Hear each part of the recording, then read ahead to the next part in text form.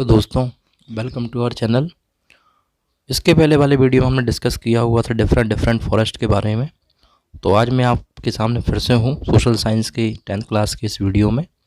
और आज हम डिस्कस करेंगे फॉरेस्ट में कुछ इंपॉर्टेंट चीज़ें, और जैसे फॉर एग्जांपल आप यहाँ पर फर्स्ट हेडिंग देख सकते हैं।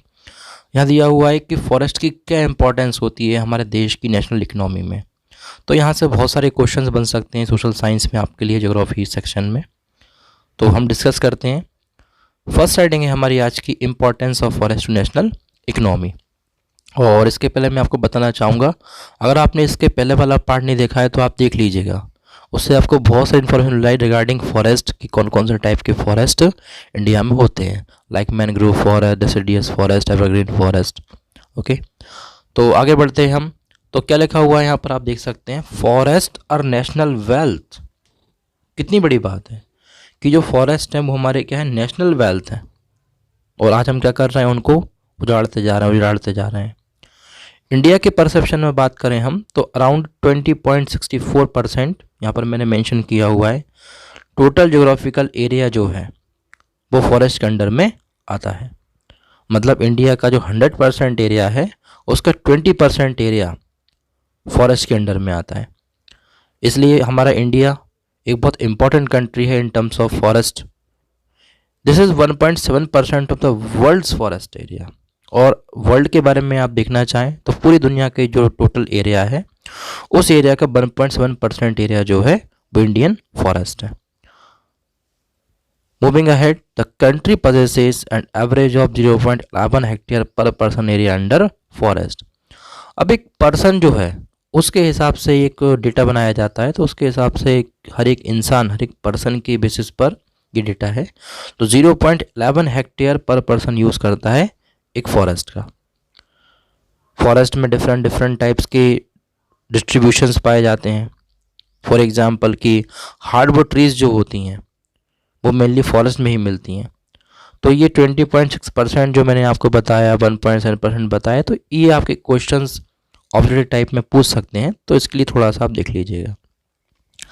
आगे दिया हुआ है एक PH चतुर्वाक करके रहे, तो उनके हिसाब से फॉरेस्ट क्या है। अभी तो आपने ओवरऑल सिनेरियो पढ़ लिया, अब हम देखते हैं PH चतुर्वाक ने क्या बोला। तो वो कहते हैं कि forest are a national wealth and are very necessary for civilisation. किसी भी सभ्यता को अगर रहना है तो उसके लिए बहुत ज़्यादा ज़रूरी है किस चीज़ का होना, फॉरेस्ट का होना। अगर फॉरेस्ट नहीं होंगे तो सारी चीज़ें नहीं रहेंगी। तो आप समझ सकते हैं इस चीज़ को। आगे हम बात करते हैं, they not only provide would but also provide variety of raw material. ये केवल वुड ही प्रोवाइड नहीं करते हैं कि हार्डवुड मिलती है आपको फॉरेस्ट से, बहुत सारा रॉ मटेरियल फॉरेस्ट से मिलता है जो हमारे देश की नेशनल इनकम में इम्पोर्टेंस रहता है। ओके, फॉर एग्जाम्पल आपने सुना होगा जो गम होती है, तो जो गम काय से बनी होती है, वो गोंद से बनी होती है। इसके अलावा रबर सुना होगा आपने। फिर आपने जो आजकल मध्य प्रदेश में जो बीड़ी का कारोबार चलता है, बीड़ी बनती हैं, तो ये बीड़ियों के पत्ते कहाँ से मिलते हैं, तो ये तेंदू पत्ता जो मिलता है वो मिलता है सागर डिस्ट्रिक्ट से और सागर के फॉरेस्ट में से। तो आप बोल सकते हैं कि there are numerous direct and indirect benefits of the forest in terms of our national economy. आगे बढ़ते हैं हम। अब हमने PH वातरकर की बात कर ली, अब हम देखते हैं नेचुरलिस्ट वैकन। तो वैकन साहब क्या बोलते हैं, तो इनके हिसाब से तो फॉरेस्ट की डेफिनेशन बहुत बड़ी है। वो क्या बोलते हैं कि हमको oxygen, water, wood, in fact capacity to prevent soil erosion की प्रॉब्लम से बचने के लिए भी फॉरेस्ट बहुत अच्छे होते हैं। तो प्लांटेशन इकोनॉमिकली यूजफुल तो होता ही है, ये इन्वायरमेंट क्लीन करने के लिए भी ज़रूरी है। तो आप जानते ही होंगे ये बात। Forest contribute directly and indirectly to the national economy as I told you. अब हम देखते हैं next heading, direct benefits from the forest. क्या बेनिफिट्स हैं, तो direct benefits as I told you, आपको वुड प्रोवाइड हो जाएगी।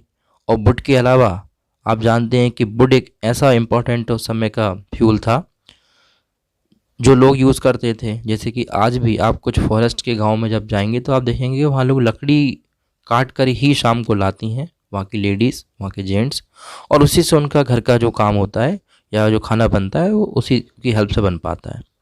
फॉरेस्ट के अलावा टीक, साल, शीशम, एबनू, सैंडलवुड, देवदार, ये कई तरह के पेड़ आपको मिलेंगे फॉरेस्ट में, जो मेनली जंगलों में ही होते हैं। नॉर्मल फॉरेस्ट आपको आसपास ये नहीं मिल पाएंगे।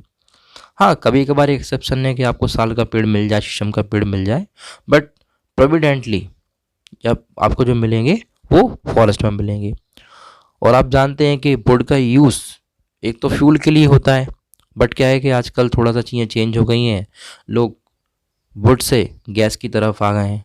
तो मेनली क्या आजकल एलपीजी सिलेंडर का ज़माना आ गया है, तो वुड का यूज़ आजकल फर्नीचर के लिए होने लगा है।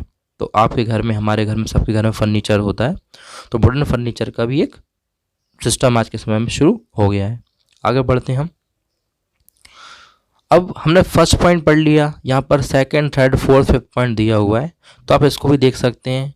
जैसे कि मैं आपको शॉर्ट में बता रहा हूँ यहाँ पर, forest provide minor forest produce.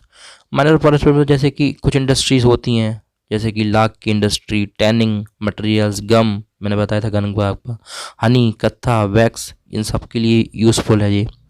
इसके अलावा forest provide materials for basic industries, जैसे वुड ग्रॉस, सैनोबर, बैम्बू, ये कुछ ऐसे रॉ मटेरियल हैं जिससे बहुत इंडस्ट्रीज़ में ये काम आते हैं। जैसे बैम्बू जो होता है उससे पेपर तैयार किया जाता है।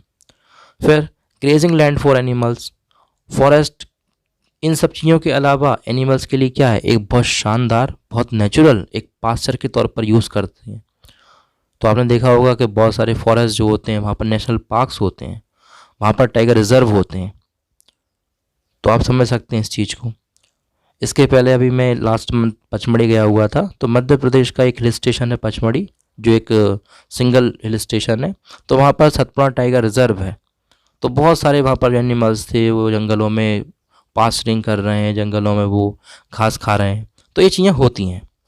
एम्प्लॉयमेंट की बात अगर अपन करें तो around 7.8 crore people depend on forest for their livelihood. जी हाँ दोस्तों, ये बहुत बड़ा फैक्ट है, ये बहुत बड़ा डेटा है कि 7.8 करोड़ लोग डिपेंड हैं फॉरेस्ट पर अपनी इकोनॉमी के लिए, अपने लिवलीहुड के लिए, अपनी जीवन के लिए। बहुत सारी इंडस्ट्रीज़ हैं जो बेस्ड हैं रॉ मटेरियल्स पर, तो आप समझ सकते हैं कितनी इम्पोर्टेंस है फॉरेस्ट की। और आज फॉरेस्ट देख लीजिए आप क्या हो रहा है फॉरेस्ट के साथ, उनको कंटिन्यूसली क्लीन किया जा रहा है, क्लीन इन द सेंस उनको कंटिन्यूसली काट दिया जा रहा है।